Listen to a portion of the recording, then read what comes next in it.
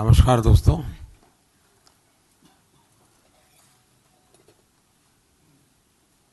पहले तो मेरा यही काम रहता था कि पार्टी दफ्तर में शाम को आप लोगों के साथ चाय पीना।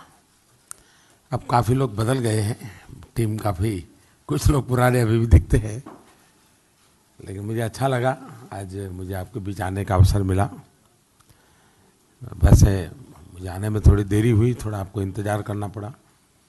मैं मध्य प्रदेश में था तो वहीं से सीधा आपके बीच पहुंचा हूं, और आज इसके बाद शायद अध्यक्ष जी ने मेरे लिए कोई काम नहीं रखा है। अभी कार्यकर्ताओं को मिलना है, इसके बाद भी है। सभी समितियों के साथ मोदी जी का संवाद है, एक आभार दर्शन का कार्यक्रम।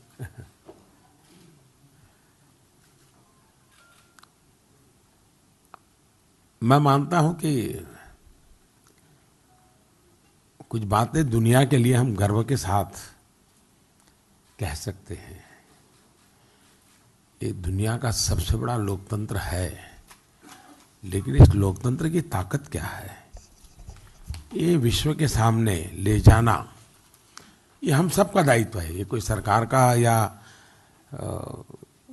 किसी पॉलिटिकल पार्टी का नहीं है।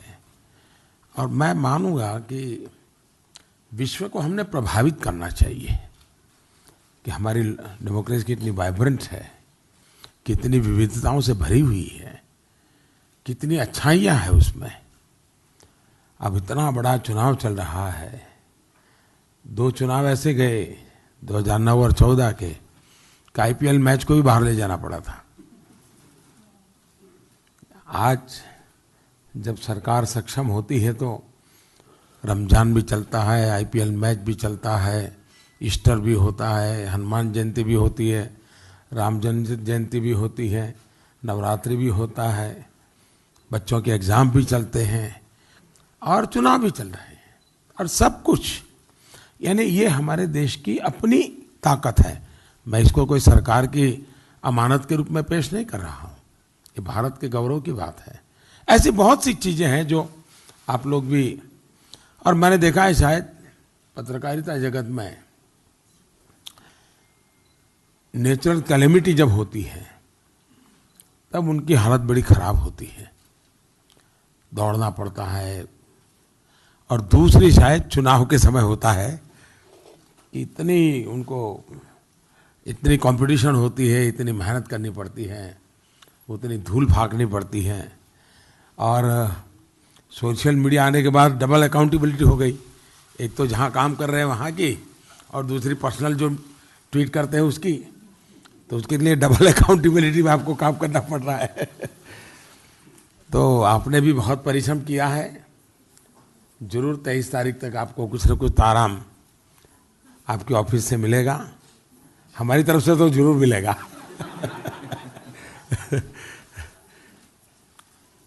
लेकिन बहुत शानदार रहा चुनाव, एक सकारात्मक भाव से चुनाव हुआ, और थोड़ा वेरीफाई कर लेना चाहिए, लेकिन मेरा मोटा मोटा मत है कि पूर्ण बहुमत वाली सरकार 5 साल पूरे करके दोबारा जीत करके आए, ये शायद देश में बहुत लंबे अरसे के बाद हो रहा है, बहुत लंबे अरसे के बाद हो रहा है। ये अपने आप में बड़ी बात है। दूसरा,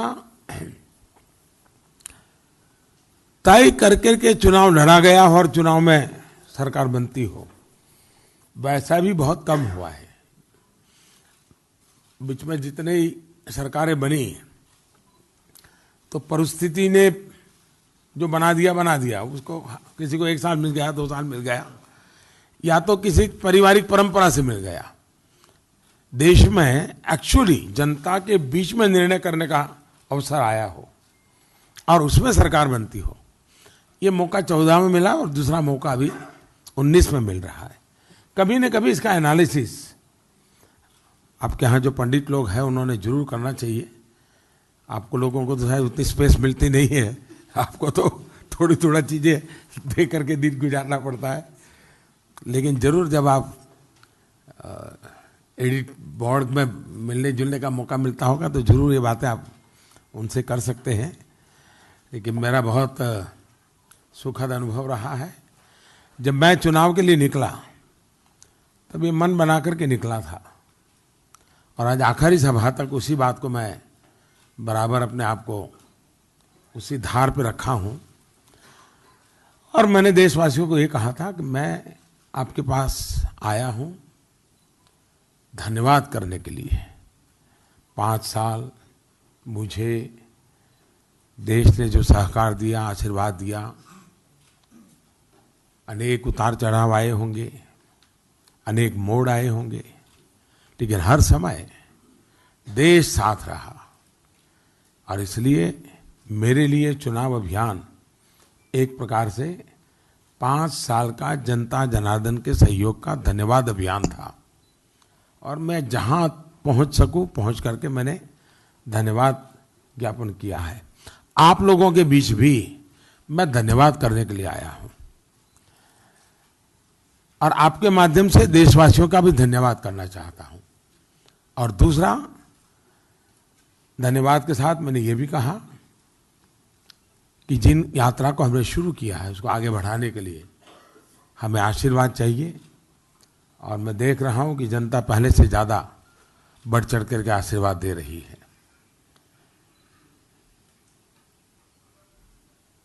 16 मई को पिछली बार 14 में रिजल्ट आया था, और 17 मई को एक बहुत बड़ी कैजुअलिटी हुई थी। आज 17 मई है। 17 मई को देश में सट्टाखोरों को मोदी की हाजिरी का सबसे बड़ा नुकसान हुआ था। अरबों खरबों का नुकसान हो गया था सट्टाबाजों को। यानी ईमानदारी की शुरुआत 17 मई को हो गई थी, मेरा शपथ के पहले। क्योंकि उस समय सट्टा बाजार जो चलता था वो कांग्रेस की 150 सीट के लिए चलता था, और बीजेपी की 218 के आसपास का चलता था। 18 तो 75, और सबके सब डूब गए थे। तो शायद ईमानदारी की शुरुआत 17 मई से ही हो गई थी। सट्टाखोरी के दिमाग को बहुत बड़ा धक्का इस देश की जनता ने दे दिया था। और जैसे कहते हैं ना, पुत्र के लक्षण पालने में, वैसी वो शुरुआत थी। तो आज 17 मई है तो मुझे याद आया, मैंने कहा जरा आपसे शेयर कर लूं। सरकार बनना देश की जनता ने तय कर लिया है। हमने भी देश को आगे ले जाने के लिए हमारे संकल्प पत्र में बहुत सारी बातें कही हैं। जितना हो सके उतना जल्दी नई सरकार अपना कार्यभार शुरू करेगी। एक के बाद एक निर्णय करते हुए हम आगे बढ़ेंगे। हमारे सरकार की एक विशेषता जो रही है वो है लास्ट माइल डिलीवरी। और मैं समझता हूं कि ये शायद हिंदुस्तान में गवर्नेंस का नया कल्चर है। और जो अमित भाई बता रहे थे कि जो लाभार्थी के आखिरी व्यक्ति को हमने जो संपर्क किया है, ये अपने आप में, मैं जानता हूं ये मीडिया की दृष्टि से जो बातें अमित भाई बता रहे थे मजा आने वाली नहीं थी। तो चेहरे पर थकान भी मैं देख रहा था आप लोगों की कि ये क्या बोल रहे हैं, लेकिन कितना बड़ा परिश्रम के बाद ये होता है, कितनी बड़ी ताकत लगती है। एक संगठन के आधार पर चुनाव कैसे लड़ा जाता है, ये अपने आप में लोकतंत्र की असली ताकत है। ठीक है, अभी शायद ये आपाधापी में, तू मैमे की दुनिया में इन चीजों के लिए लिखने के लिए आपको स्पेस भी नहीं मिलेगा। इवन इलेक्ट्रॉनिक मीडिया में भी शायद आपके लिए 2-5 सेकंड से ज्यादा कुछ मिलेगा नहीं। लेकिन कभी ना कभी आप में से कोई रिसर्च करना चाहे तो मैं जरूर अध्यक्ष जी को कहूँगा कि ऐसे जो इंटरेस्टेड जर्नलिज्म के लोग हो उनको जरूर ये बातें हमने देनी चाहिए, ताकि वो सचमुच में देश के लिए और उनके लिए भी कि भाई पॉलिटिकल पार्टियां सिर्फ ऐसे नहीं चलती है। लोकतांत्रिक व्यवस्था से इन चीज़ों को कैसे चलाया जाता है ये अपने आप में बहुत बड़ी बात होती है। और अच्छा है कि देश की नई पीढ़ी को पता चले कि भाई ये ऑर्गेनाइजेशन कैसे चलता है, इतना बड़ी व्यवस्थाएं कैसे चलती हैं, इतनी बड़ी ह्यूमन रिसोर्स को इतना मोबिलाइज करना और बड़ा टारगेटेड फोकस एक्टिविटी देना, ये अपने आप में बहुत बड़ा काम होता है। इसका काफ़ी आंकड़ों में तो बताया है, लेकिन उसका स्केल आप देखेंगे। अब मेरी पहली सभा हुई मेरठ में, आखिरी सभा हुई आज मध्य प्रदेश में। दोनों का बड़ा लिंक है जी। 1857 की क्रांति मेरठ, और आज मैं मध्य प्रदेश में गया, वहाँ का एक भीमा नायक आदिवासी जो 1857 के आंदोलन का नेतृत्व कर रहा था और जिसको फांसी हुई थी। यानी हमारी योजना ऐसे नहीं होती। आपको लगता होगा कि लास्ट मोमेंट ऐसा कर दिया, लास्ट मोमेंट ऐसा कर दिया, ऐसा नहीं होता है जी। हम बहुत डिटेल में प्लान करके चीज़ों को ऑर्गेनाइज करते हैं। और उस ठीक है, हमारा प्रोग्रेसिव अनफोल्डमेंट रहता है, सब चीज़ें पहले से नहीं बताते हैं, धीरे धीरे धीरे धीरे आपको पता चलता है। तो मेरा एक भी कार्यक्रम कैंसिल नहीं हुआ है इतने बड़े अभियान में, नॉट अ सिंगल। और बाय एंड लार्ज वेदर ने भी मुझे ज़्यादा तकलीफ नहीं दी है। कभी कभी हेलीकॉप्टर खराब हो जाते थे तो एक हेलीकॉप्टर में सबको भर देते थे, लेकिन एक भी कार्यक्रम मेरा कैंसिल नहीं हुआ। सारे के सारे कार्यक्रम पूरे हुए। यानी एक प्रकार से डिसिप्लिन को जितना फॉलो कर सकते हैं करने का प्रयास किया है।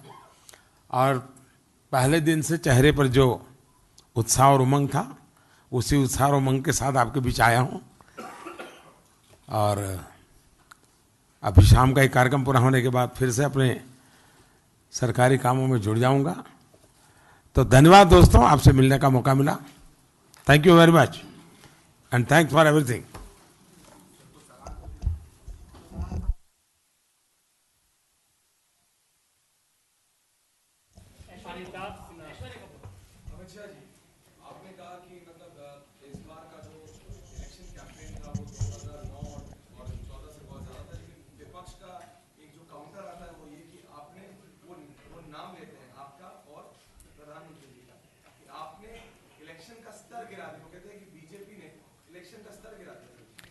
देखिए, विपक्ष से और अपेक्षा कुछ की नहीं जा सकती, वो ऐसे ही बोलेंगे। परंतु मैं इतना बताना चाहता हूं कि भारतीय जनता पार्टी की नेताओं की ओर से कहीं पर भी ये शुरुआत नहीं हुई है। अब मुद्दों को बताना, भ्रष्टाचार की बात करना, भ्रष्टाचार के बारे में उल्लेख करना, उसको अगर आप स्तर गिराना चाहते हो तो मैं मानता हूं कि भ्रष्टाचार के मुद्दों को जनता के सामने रखना हमारा लोकतांत्रिक दायित्व भी है और अधिकार भी है। मगर आप किसी के भ्रष्टाचार को बात करो और उसको आप स्तर गिराना कहते हो तो वो ठीक नहीं।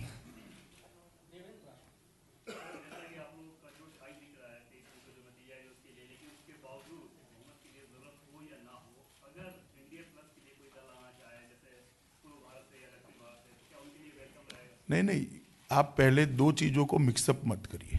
सरकार बनाने के लिए भारतीय जनता पार्टी के स्वयं के पास पूर्ण बहुमत होगा। हम 300 से ज्यादा सीट प्राप्त करेंगे, ये हमारा पूर्ण विश्वास है। इसमें कोई कंफ्यूजन का सवाल ही नहीं है।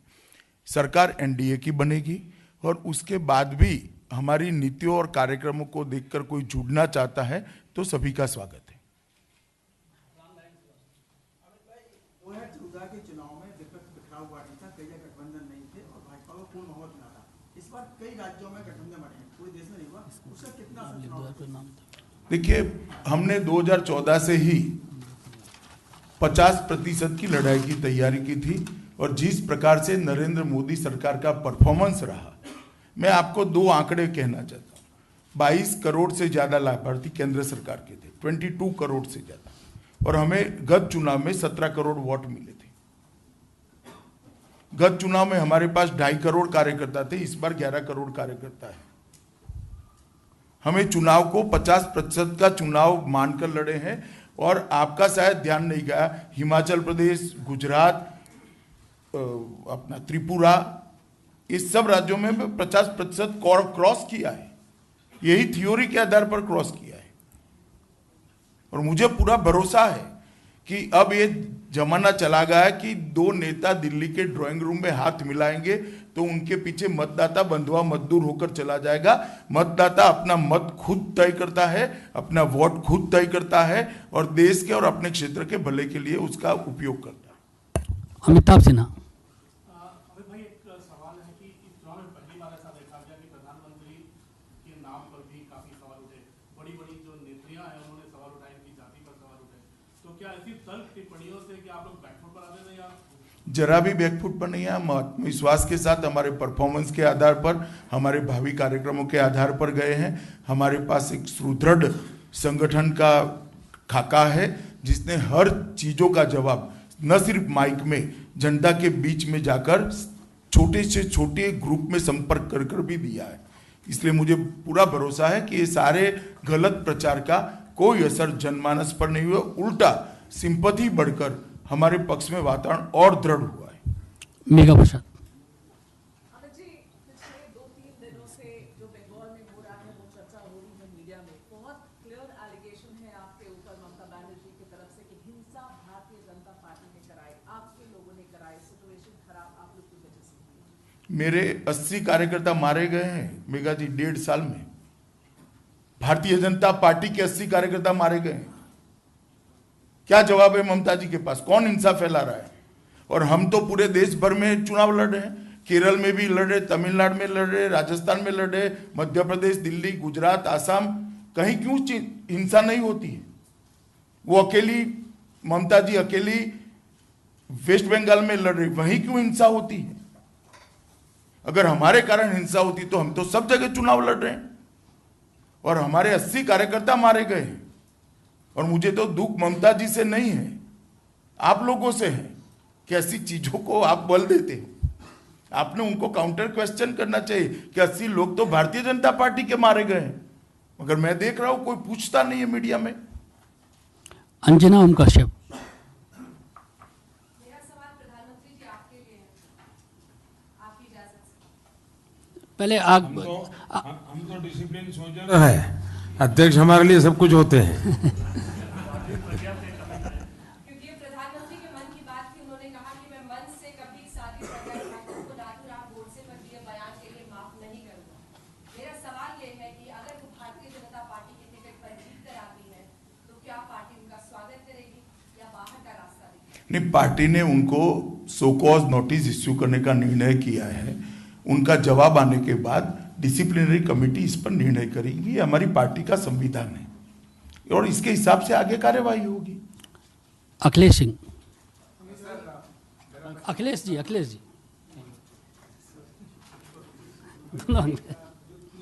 की बात है, 2 दिन पहले भी आपने कही थी, आज पीएम साहब ने भी अपनी रैली में ले ली। हाल की विधानसभा चुनाव में पार्टी का परफॉर्मेंस बहुत अच्छा नहीं रहा, ये विश्वास का आधार क्या है?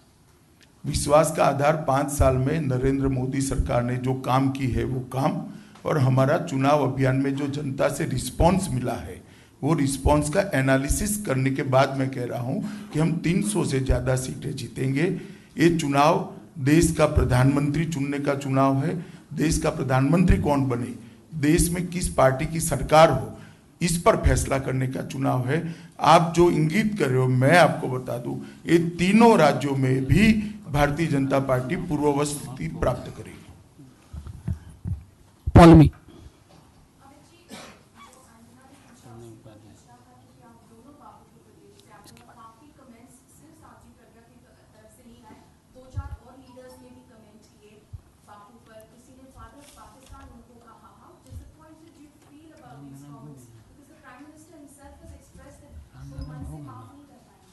नहीं, पूरी भारतीय जनता पार्टी को खेद है, इसीलिए प्रॉम्प्ट एक्शन लिए गए हैं। डिसिप्लिनरी कमेटी ने आज ही उनको नोटिस इश्यू कर दिया है और 10 दिन का समय दिया है और उसके बाद तुरंत ही फैसला करेंगे जो उचित होगा। ये तीनों नेताओं के जो बयान है, इसके साथ पार्टी अपने आप को संबंध नहीं पाती है। हम इस प्रकार की बातों को निजी मानते हैं, न केवल निजी मानते हैं, इनके लिए जो रिस्पॉन्सिबल लोग हैं इनको नोटिस इश्यू कर डिसिप्लिनरी एक्शन लेने के लिए भी हमने प्रोसीडिंग स्टार्ट की है। प्रणय उपाध्याय। अमित जी, 2014 में जब आपके चुनाव नतीजे आए थे तो 282 सीटों में पूर्ण बहुमत हासिल करने के बावजूद आपने एनडीए बनाया, गठबंधन के साथियों को साथ लिया। क्या इस बार आपके मान के चलते हैं कि गठबंधन बड़ा होने की संभावना है या फिलहाल इसी गठबंधन के साथ आप बहुमत के लिए आश्वस्त हैं? देखिए, बहुमत के लिए मैं फिर से एक बार कह दूं, किसी के मन में कंफ्यूजन न रहे। जहां तक बहुमत का सवाल है, भारतीय जनता पार्टी अपने बूते पर बहुमत प्राप्त करेगी। हम 300 से ज्यादा सीटें जीतेंगे। हमारा प्री पोल अलायंस है, प्री पोल अलायंस के साथी हमारी सरकार में होंगे, मोदी जी प्रधानमंत्री होंगे, सरकार एनडीए की होगी। इसके बाद भी किसी को हमारी एजेंडा के साथ, हमारी सिद्धांतों के साथ जुड़कर हमारे साथ आना है तो सबके लिए हमारे दरवाजे खुले हैं। पायल जी। राहुल गांधी ने कहा है कि कितना भी कह लें नरेंद्र मोदी और अमित शाह, उनकी जो फिलॉसफी है वो महात्मा गांधी की फिलॉसफी नहीं हो सकती। कैसे देखते हैं इस तरह? चलिए, ऐसी बातों पर मैं कोई टिप्पणी करना नहीं चाहता। महात्मा गांधी की फिलॉसफी कोई पार्टी के कार्यकर्ता होने से नहीं आती है। महात्मा गांधी की फिलॉसफी पूरे देश की है, स्वच्छता के लिए, गांव के लिए, देश की सुरक्षा के लिए, देश के सम्मान के लिए, इवन खादी के लिए। भारतीय जनता पार्टी की नरेंद्र मोदी सरकार ने जो किया है, उनकी 55 साल की सरकार ने अब तक कुछ भी किया होता तो बापू के विचार आज सार्थक रूप से हर गांव तक पहुंचे होते। अखिलेश शर्मा। सर, मेरा सवाल प्रधानमंत्री से था कि क्योंकि आपकी पहली प्रेस कॉन्फ्रेंस से आप पहला सवाल ये कि विपक्षी पार्टियां खिचड़ी पकाने लग गई है। 23 तारीख को सोनिया गांधी जी ने मीटिंग बुला ली है, उधर जो है केसीआर साहब वो सबसे मुलाकात कर रहे हैं, तो ऐसे में इनके लिए आपका क्या सर? देखिए, हमें पूरा भरोसा है कि हम चुनाव जीतने जा रहे हैं। 6 बजे तक चुनाव अभियान था, हम जनता के संपर्क में रहे हैं। उनको लगता है कि मैदान में अब कोई काम नहीं रहा है तो वो ड्राइंग रूम की मीटिंग कर रहे हैं। Lease Matthew. सर, आपने प्रज्ञा ठाकुर को जब कैंडिडेट बनाया, बहुत कंट्रोवर्सी आया था, बहुत क्रिटिसिज्म आया था। तब से आपको अभी 2 बार पार्टी को इससे सवाल पूछना पड़ा। एक तो हेमंत करकरे के बारे में बोला, इसके बाद अभी नाथुराम गोडसे के बारे में बोला। आपको do you regret the decision that you have taken? ना जी, जरा भी नहीं। 2 इश्यू अलग हैं। प्रज्ञा ठाकुर का कैंडिडेचर ये फर्जी भगवा टेरर के फर्जी केस के खिलाफ हमारा सत्याग्रह है। देश की सुरक्षा के साथ वोट बैंक की राजनीति के कारण कांग्रेस सरकार ने जो कॉम्प्रोमाइज किया, इसके सामने हमारा सत्याग्रह है। मैं एक छोटा सा सवाल आप सबको पूछना चाहता हूं, आपके माध्यम से कांग्रेस पार्टी को पूछना चाहता हूं। समझौता एक्सप्रेस में कुछ लोग पहले पकड़े गए थे। सीबीआई ने कहा कि ये एलईटी से संबंध लोग हैं। अमेरिकन एजेंसियों ने भी इसका समर्थन किया है कि एलईटी से संबंध लोग हैं। एक फर्जी केस भगवा टेरर का बनाया जिसमें सब लोग बरी हो चुके हैं, और भगवा टेरर काल्पनिक बातें देश की अदालत ने अब कह चुकी है। तो जिन लोगों को छोड़ दिया, 5-5 लाख रुपया मुआवजा दिया और सुरक्षा के साथ समझौता किया सिर्फ वोट बैंक की पॉलिटिक्स करने के लिए, इसके लिए कौन जिम्मेदार है? कांग्रेस पार्टी जिम्मेदार है। कांग्रेस अध्यक्ष ने, आज भी मेरा मांग है कि ये जो घटना हुई है पूरी हिंदू संस्कृति को दुनिया में बदनाम किया है, देश की सुरक्षा के साथ आपने समझौता किया है, इसलिए कांग्रेस अध्यक्ष ने देश से माफी मांगनी चाहिए। नीलू रंजन। आपने बताया कि कैसे चुनाव में विकास की योजनाओं की आदित्य बच्ची है। लेकिन जो पूरा डिस्कोर्स चल रहा था पूरे नेशनल लेवल पे, वो विकास का मुद्दा क्या है? और दूसरे जो ध्रुवीकरण के मुद्दे हैं और बाकी चीजें जो हैं पुरानी चीजें जो आ रही थी, तो लगता नहीं कि विकास का मुद्दा कहीं ना कहीं पीछे नहीं, आप स्वतः ही कोई भी भारतीय जनता पार्टी के नेता का भाषण उठाकर एनालिसिस मिनटों में कर दीजिए। 40 मिनट के भाषण में 29 मिनट, 35 मिनट, 36 मिनट विकास के मुद्दे होते थे, 3-4 मिनट पॉलिटिकल जवाब देते थे। मगर दुर्भाग्य की बात है कि टीआरपी के कारण और फ्रंट पेज टाइटल बनाने के कारण वो 3 मिनट वाली चीजें ही छपती है। हम क्या कर सकते हैं भैया? आप सबको मैं कहता हूं, भारतीय जनता पार्टी के किसी भी नेता का भाषण का एनालिसिस करिए और विकास की बात कितने मिनट तक की गई वो निकालिए। ये सारे मुद्दे हमने विकास के रखे हैं जनता के सामने और जनता ने सुने भी है, स्वीकारे भी है। रविकांत। जी, प्रधानमंत्री जी ने अपने इंटरव्यू में कहा कि विपक्ष ने उनकी इमेज को डिस्ट्रॉय करने को ही एक बड़ा मुद्दा बना लिया था और उसके लिए जो मुद्दे चुने गए राफेल का, राहुल गांधी ने अपने एक इंटरव्यू में कह दिया कि राफेल के कॉन्ट्रैक्ट के बारे में उनको कोई जानकारी ही नहीं। तो फिर किस आधार पर वो आरोप लगाए? देखिए, मैं कई बार कह चुका हूं कि श्री राहुल गांधी के पास अगर कोई जानकारी थी तो उन्होंने सुप्रीम कोर्ट जब इस विषय पर सुनवाई कर रही थी, सुप्रीम कोर्ट को असिस्ट करना चाहिए था। कोरे पॉलिटिकल आरोप लगाने से आरोप लगते नहीं है। जिन पर आरोप लगाते हैं इनके चरित्र के आधार पर जनता निर्णय करती है। ना भारतीय जनता पार्टी की ये परंपरा है, ना इस प्रकार का कैरेक्टर है, ना हमारे नेता का है। तो कोई आरोप चिपकने का सवाल ही नहीं है। राफेल डील के अंदर डिफेंस प्रोक्योरमेंट प्रोसीजर के अंदर कहीं कॉम्प्रोमाइज नहीं हुआ है, कोई किसी भी प्रकार का फेवरेटिज्म नहीं हुआ है, ना एक कानी पाई का भी भ्रष्टाचार हुआ है। Aditya times now.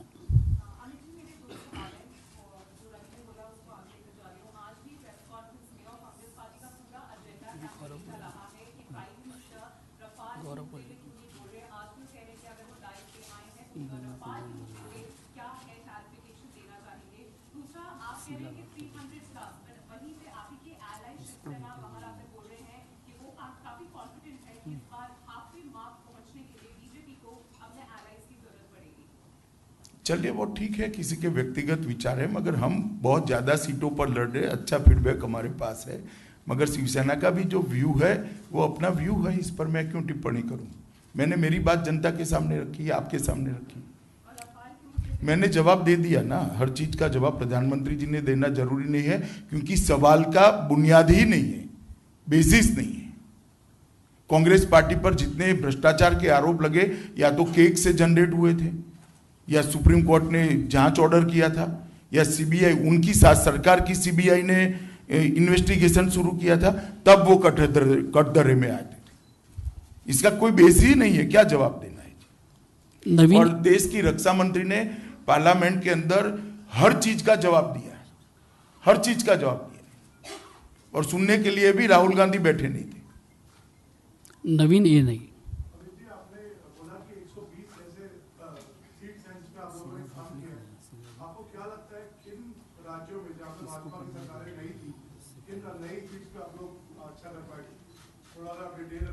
नहीं, देखिए, हम नॉर्थ ईस्ट में अच्छा करेंगे, बंगाल में तो बहुत अच्छा करेंगे, उड़ीसा में भी अच्छा करेंगे, और दक्षिण में के सभी राज्यों में भी हमारी स्थिति में मत प्रतिशत और सीटों में हम सुधार करेंगे। कर्नाटक में भी हमारा इंप्रूवमेंट होगा, महाराष्ट्र में भी इंप्रूवमेंट होगा। मारिया सकेल।